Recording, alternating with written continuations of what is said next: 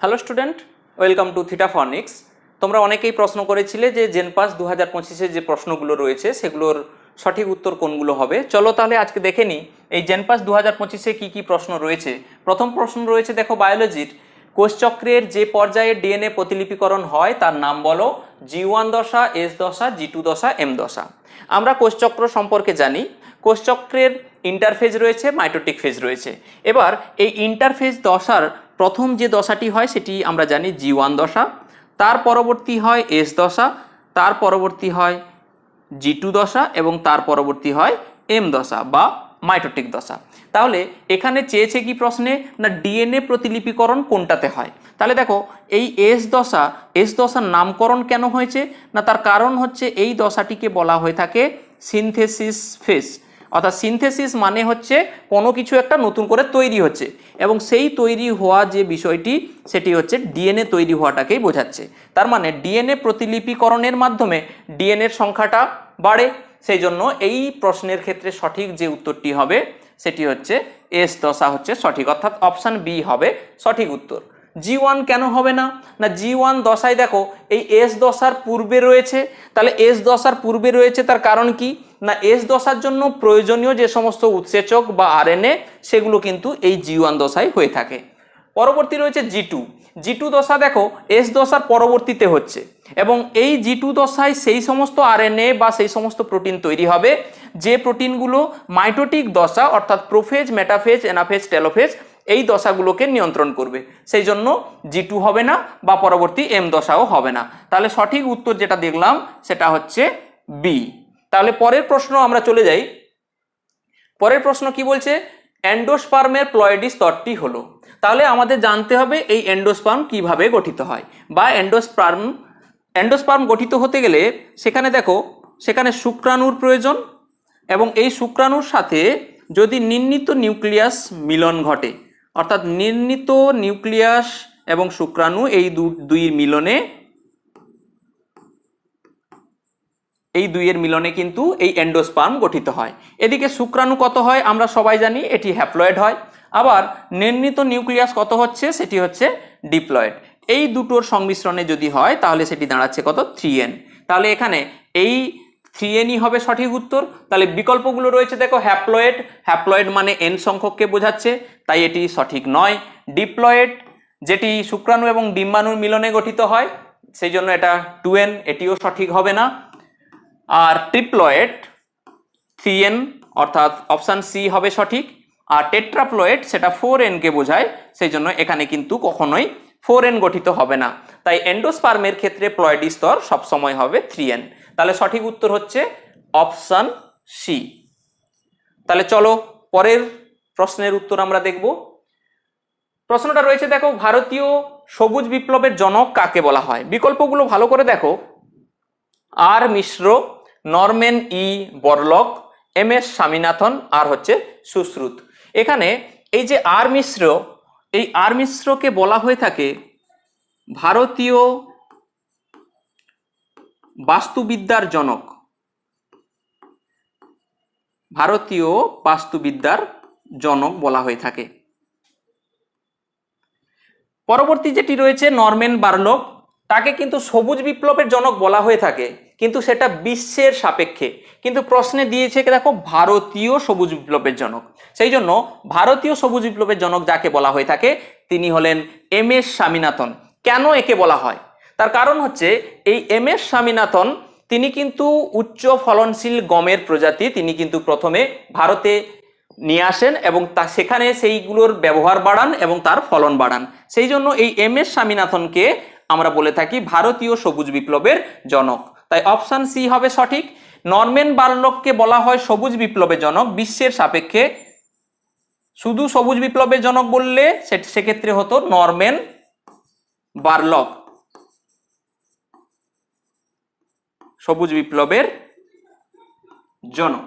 তাহলে এই প্রশ্নের ক্ষেত্রে তাহলে হচ্ছে কি এম এস স্বামীনাথন সঠিক উত্তর। সুশ্রুতকে বলবো না কেন, সুশ্রুতকে বলা হয়ে থাকে শল্য চিকিৎসার জনক,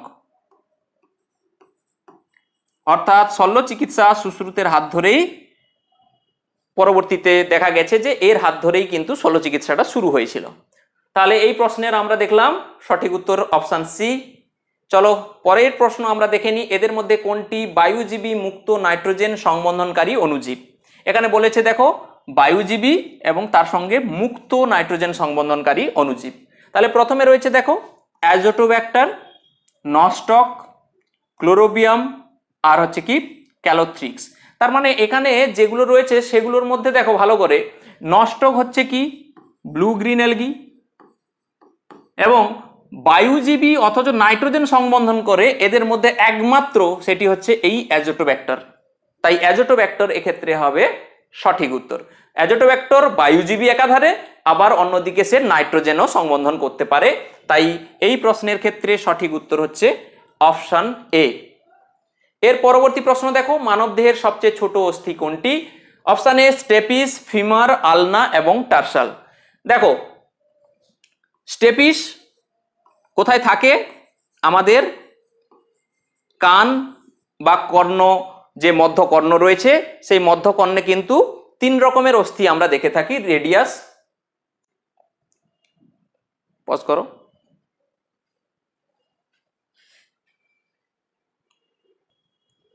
তাহলে এই মানব দেহের স্টেপিসের অবস্থান কোথায়? সেটা হচ্ছে কান। মধ্যকর্ণে আমরা কিন্তু এই স্টেপিসকে কিন্তু দেখে থাকি। ফিমার আমরা কোথায় দেখে থাকি? আমাদের পায়ের যে উরু অংশ রয়েছে এই উরু অংশে, এখানে কিন্তু আমরা ফিমারের অবস্থান দেখি। আলনার অবস্থান হচ্ছে হাতে, রেডিয়াস এবং আলনা থাকে। আর টার্সাল হচ্ছে পায়ের গোড়ালিতে অবস্থান করে। এবার এই স্টেপিস একমাত্র যেটা সাইজ কিন্তু খুবই ছোট হয়ে থাকে, মেলিয়াস, ইনকাস এবং স্টেপিস, এই 3টি মধ্যকর্ণে থাকে, তার মধ্যে সব থেকে ছোট হচ্ছে স্টেপিস। সেই জন্য আমাদের দেহেরও সেই স্টেপিস হচ্ছে সব থেকে ছোট। তাই অপশান এ হবে এই প্রশ্নের সঠিক উত্তর।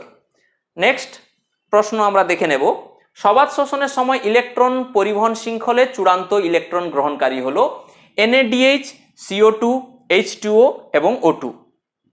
এখানে দেখো বলেছে যেটা, সেটা হচ্ছে চূড়ান্ত ইলেকট্রন গ্রহণকারী, অর্থাৎ সবাত শোষণের সর্বশেষে কে শেষে একদম সব থেকে এখানে ইলেকট্রনটি গ্রহণ করে, সেটি হচ্ছে একমাত্র এই অক্সিজেন।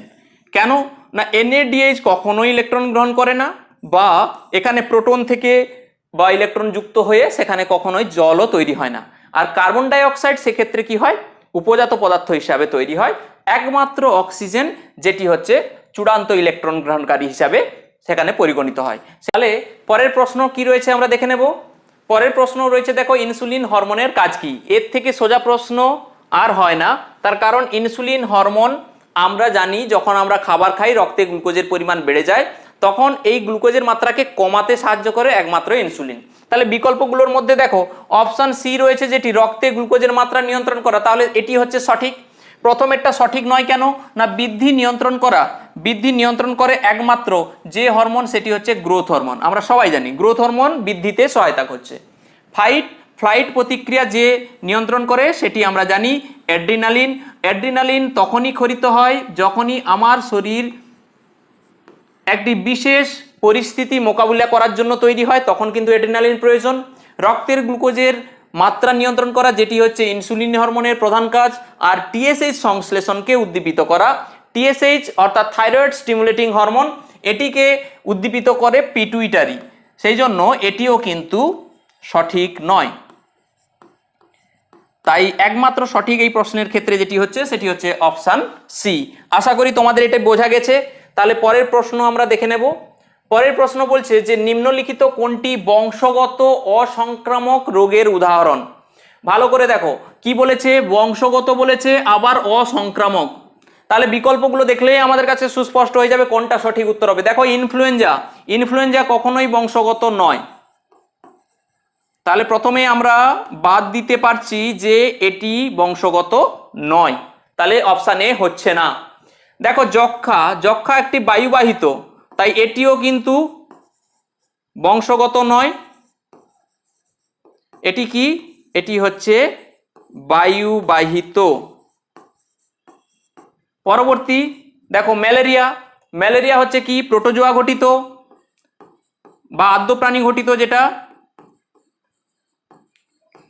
প্রোটোজোয়া বা আদ্য প্রাণী ঘটিত, যেটা প্লাজমোডিয়ামের কারণে হয়ে থাকে, সেই জন্য এটিও কিন্তু আমরা দেখেছি এটিও বংশগত কখনোই নয়। একমাত্র সিস্টিক ফাইব্রোসিস এই যে রোগটি, এটি বাবা মায়ের থাকলে সেটা তবেই সেটা পরবর্তী জেনারেশনে আসবে। তার মানে অপশান বি হচ্ছে এই প্রশ্নের সঠিকগত। কেন বংশগত আর অসংক্রামক কেন না, কারোর যদি সিস্টিক ফাইব্রোসিস হয় সেক্ষেত্রে সেটা পরবর্তী কারো কাছে ছড়িয়ে পড়বে না তার থেকে, সেই জন্য এটি হবে এই প্রশ্নের সঠিক উত্তর। তাহলে পরের প্রশ্ন দেখা যাক। পরের প্রশ্ন কি রয়েছে দেখো, কোন হরমোনের অভাবে ডায়াবেটিস ইনসিপিডাস সৃষ্টি হয়? আমরা এই ডায়াবেটিস ইনসিপিডাস যে রোগটি, এটি কিন্তু আমরা অন্য নামে জানি। অন্য নামে বলতে দেখো, ডায়াবেটিস ইনসিপিডাস কখন সৃষ্টি হয়? যখন আমার শরীরে অতিরিক্ত জলের চাহিদা ঘটবে। জলের চাহিদা তখনই ঘটবে, অর্থাৎ আমার শরীরে যা জল আছে সেটা মূত্রের মাধ্যমে অতিরিক্ত পরিমাণে বেরিয়ে যাবে, তার মানে বারবার সেখানে প্রস্রাব হবে। সেই জন্য এই ডায়াবেটিস ইনসিপিডাসের আরেকটা নাম হচ্ছে বহুমূত্র। দেখো ডায়াবেটিস টার্মটা দিয়ে দুটো রোগ হয়, একটা হচ্ছে ডায়াবেটিস মেলিটাস, একটা হচ্ছে ডায়াবেটিস ইনসিপিডাস। এবার মেলিটাস মানে হচ্ছে মধুমেহ। যখনই আমার শরীরে গ্লুকোজের মাত্রা বেড়ে যাবে সেটা নিয়ন্ত্রণ করতে সেখানে ইনসুলিন থাকবে না, সেক্ষেত্রে যে রোগটি হবে সেটি হচ্ছে ডায়াবেটিস মেলিটাস। এক্ষেত্রে ডায়াবেটিস ইনসিপিডাস বলেছে মানে সেটা হচ্ছে বহুমূত্রকে সূচিত করছে। তাহলে এই বহুমূত্র কেন হয়? তার জন্য দায়ী হচ্ছে এডিএইচ, অ্যান্টি ডাই ইউরেটিক হরমোন, যেটা কিন্তু বৃক্কীয় নালিকা, দূরবর্ত সংবর্ত নালিকা এবং সংগ্রাহী নালিকার উপরে কাজ করে থাকে। তাহলে এখানে এই যে এডিএইচ এর আরেকটা কাজ হচ্ছে আমাদের যে রক্তবাহ রয়েছে সে রক্তবাহকে সংকুচিত করা, সেই জন্য এটাকে আমরা বলছি ভ্যাসো কনস্ট্রিক্টর হিসাবে কাজ করছে। আর এর জন্যই এর নামও আরেকটা নাম হচ্ছে ভ্যাসোপ্রেসিন। সেই জন্য এই অপশান এ হবে সঠিক। আর যে বাকি বিকল্পগুলো রয়েছে সেগুলো কিন্তু এই ডায়াবেটিস ইনসিপিডাস সৃষ্টি করে না, সেই জন্য এই প্রশ্নের ক্ষেত্রে বা ডায়াবেটিস ইনসিপিডাস সৃষ্টি করে একমাত্র ভ্যাসোপ্রেসিন। এর পরবর্তী প্রশ্ন দেখো, টার্নার সিনড্রোমে আক্রান্ত ব্যক্তির ক্যারিওটাইপ হলো। দেখো টার্নার সিনড্রোম কখন হয়? টার্নার সিনড্রোমের ক্ষেত্রে স্বাভাবিক একটা মানুষের যে ক্রোমোজোম সংখ্যা থাকে সেক্ষেত্রে একটা ক্রোমোজোম কম থাকে। সেই রকম মানুষের ক্ষেত্রে আমরা জানি কি 44টা অটোজোম রয়েছে, এবং এর সাথে যদি স্ত্রী হয় XX থাকবে, আর যদি পুরুষ হয় তাহলে 44টা অটোজোম থাকছে, তার সঙ্গে XY থাকবে। এটা আমরা জানি যে স্ত্রী হলে সেক্ষেত্রে দুটো X ক্রোমোজোম থাকবে, এবং পুরুষ যদি হয় একটা X ক্রোমোজোম এবং একটা Y ক্রোমোজোম থাকবে। এর অন্যথা যখন হবে, অর্থাৎ এক্ষেত্রে যখন এই স্ত্রীর ক্ষেত্রে একটা X ক্রোমোজোম অনুপস্থিত থাকবে, তাহলে সেক্ষেত্রে দাঁড়াচ্ছে কেমন না 44টা অটোজোম যেমন আছে আর তার সঙ্গে একটি X ক্রোমোজোম আছে আর একটি 0 বা 0। তাহলে এক্ষেত্রে আমরা বলতে পারি এই দুটো ক্রোমোজোম মিলে কত হচ্ছে, টোটাল 45 ক্রোমোজোম হচ্ছে, অর্থাৎ স্বাভাবিকের থেকে একটি কম। তাহলে এখানে দেখো যে বলেছে ক্যারিওটাইপ হলো 45, তাহলে 45 ঠিক আছে। এবার আমরা দেখবো যে X হবে না Y হবে, কারণ বাকিগুলো কিন্তু হবে না। তার কারণ টার্নার সিনড্রোমের স্বাভাবিকের থেকে একটি কম থাকছে সব সময়, সেই জন্য এখানে 45 থাকছে নাম্বার। তাহলে এখানে দেখো বিকল্প দুটো জায়গায় রয়েছে 45, A আর B তে। এবার একটা জায়গায় রয়েছে X আর একটা জায়গায় Y। টার্নার সিনড্রোমের ক্ষেত্রে যেটি হয় সব সময় সেটি হচ্ছে X0, তার মানে বিকল্প A যেটি রয়েছে সেটি হবে সঠিক। Y কেন নয় না, এই ধরনের যে ব্যক্তি জন্ম হয় 45 এবং Y0, সেক্ষেত্রে কিন্তু এটি কিন্তু এইরকম ব্যক্তি আমরা দেখতে পাই না, সচরাচর বেঁচেই থাকে না, সেই জন্য এটি সঠিক হবে না। এর পরবর্তী রয়েছে দেখো 47 হচ্ছে XXY, তার মানে এটি হচ্ছে ক্লাইনফেল্টার সিনড্রোম। আর পরবর্তী যেটা রয়েছে দেখো XYY, এটি হচ্ছে জ্যাকবস সিনড্রোম, এটিকে সূচিত করে। তার মানে এখানে যে প্রশ্নে রয়েছে টার্নার সিনড্রোমের ক্ষেত্রে সঠিক হবে অপশন এ 45X। আশা করি তোমরা এটি বুঝতে পেরেছো। তাহলে পরের প্রশ্ন আমরা দেখে নেব। পরের প্রশ্ন রয়েছে দেখো, নিচের কোন কোন উপাদান দিয়ে নিউক্লিওটাইড গঠিত হয়? এখানে দেখো বিকল্পগুলো অনেক রয়েছে, সেগুলো যাওয়ার আগে আমরা নিউক্লিওটাইড কি কি নিয়ে গঠিত হয় আমরা একটু জেনে নেব। এখানে দেখো নিউক্লিওটাইড হতে গেলে সেখানে দরকার নিউক্লিওসাইড। নিউক্লিওসাইড প্রয়োজন এবং এই নিউক্লিওসাইডের সাথে ফসফেট অবশ্যই থাকবে। আবার মনে প্রশ্ন জাগবে যে এই নিউক্লিওসাইড কি কি উপাদান নিয়ে গঠিত। নিউক্লিওসাইডের ক্ষেত্রে নাইট্রোজেন বেস থাকে আর কি থাকে, শর্করা থাকে। সেই শর্করা হতে পারে রাইবোজ বা ডিঅক্সিরাইবোজ। নাইট্রোজেন বেস দু রকমের হয়, এক হচ্ছে পিউরিন আর হচ্ছে পিরিমিডিন।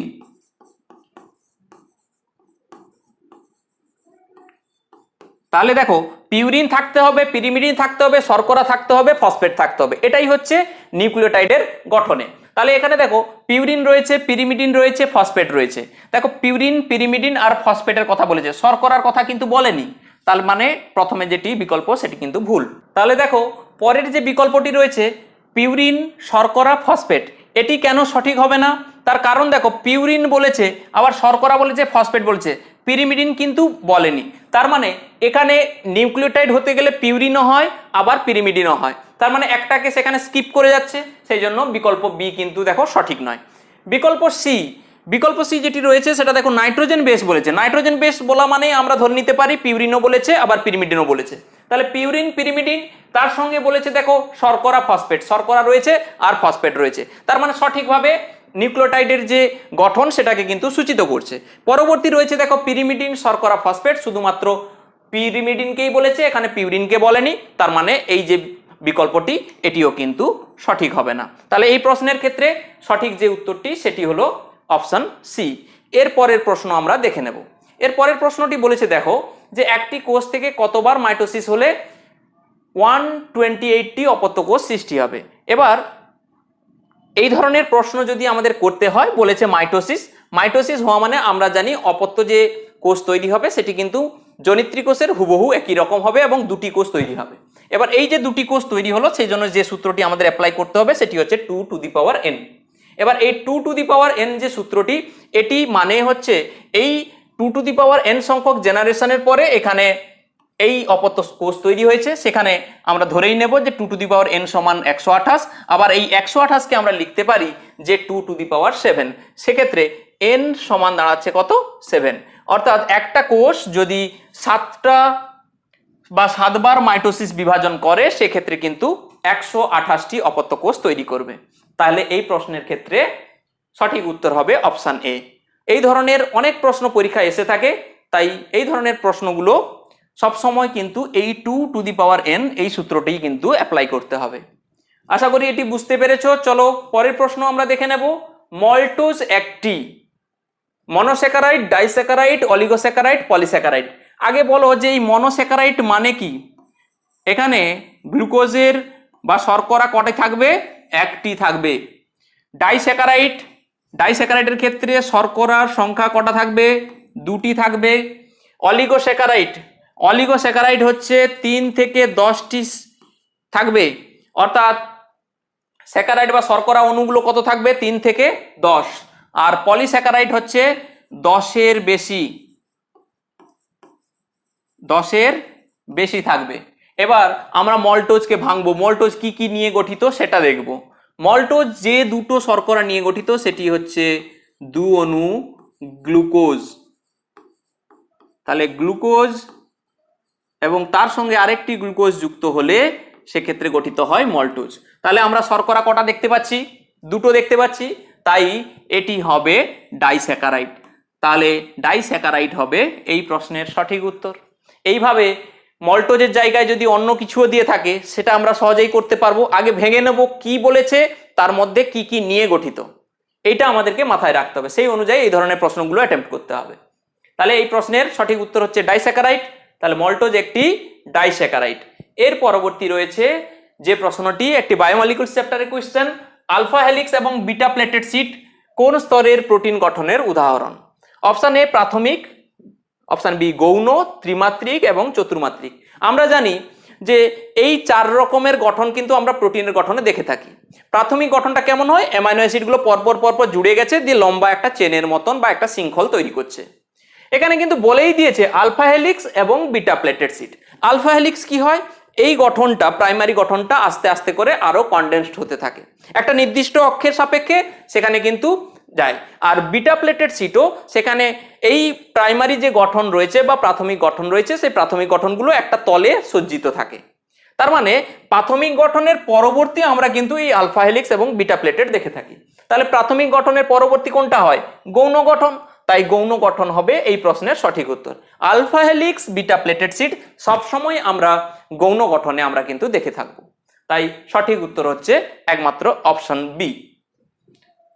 পরের প্রশ্ন দেখব, এন্ডেমিক প্রজাতি হলো। এন্ডেমিক প্রজাতি মানে হচ্ছে কোনো একটা নির্দিষ্ট জলবায়ু অঞ্চলে বা নির্দিষ্ট স্থানের সেখানে কিছু প্রজাতিকে আমাদের বোঝাচ্ছে এন্ডেমিক প্রজাতি। এখানে দেখো, অপশন এ একটি নির্দিষ্ট অঞ্চলে পাওয়া যায়, অপশন বি একটি নির্দিষ্ট অঞ্চলে সীমাবদ্ধ কিন্তু অন্যান্য অঞ্চলেও পাওয়া যায়, অপশন সি সব অঞ্চলে পাওয়া যায়, অপশন ডি উপরে কোনোটি নয়। দেখো, এন্ডেমিক প্রজাতি শুধুমাত্র একটি নির্দিষ্ট স্থানেই সীমাবদ্ধ থাকবে। তাহলে সেই রকম যদি হয় তাহলে অপশন এ হচ্ছে সঠিক, একটি নির্দিষ্ট অঞ্চলেই পাওয়া যায়।